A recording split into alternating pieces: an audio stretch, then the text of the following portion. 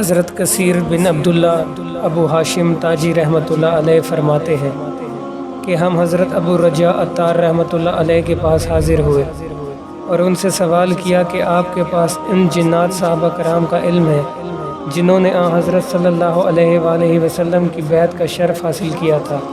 تو وہ مسکرائے اور فرمایا، وہ بات بتلاتا ہوں جس کو میں نے خود دیکھا اور سنا ہے، وہ یہ کہ ہم ایک سفر میں تھے، جب ایک پانی کی جگہ پر اترے اور اپنے خیمے نصب کیے اور میں دوپہر کے آرام کرنے کو چلا گیا۔ خیمے میں میرے سامنے ایک سانپ لوٹ پوٹ ہو رہا تھا۔ میں نے اپنا برتن لیا اور اس پر پانی چھڑکنے لگ گیا تو اس کو سکون ہو گیا۔ جب ہم نے نماز عصر ادا کی تو وہ مر گیا، اور میں نے اپنے تھیلے سے ایک سفید کپڑے کا ٹکڑا نکالا اور اس کو لپیٹ دیا اور گڑھا کھود کر اس میں دفن کر دیا، اور باقی دن رات ہم سفر میں مصروف رہے۔ جب دن چڑھا اور ہم ایک پانی کی جگہ اترے اور خیمے لگائے اور میں دوپہر کے آرام کے لیے چلا گیا تو میں نے 2 مرتبہ السلام علیکم کی آواز سنی۔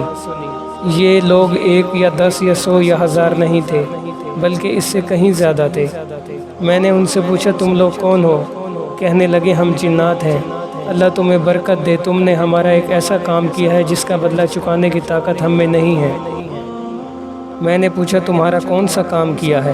کہنے لگے، وہ سانپ جو تمہارے پاس فوت ہوا تھا وہ ان آخری حضرات میں سے تھا جنہوں نے حضرت صلی اللہ علیہ وآلہ وسلم کی بیعت کا شرف حاصل کیا تھا۔ سبحان اللہ۔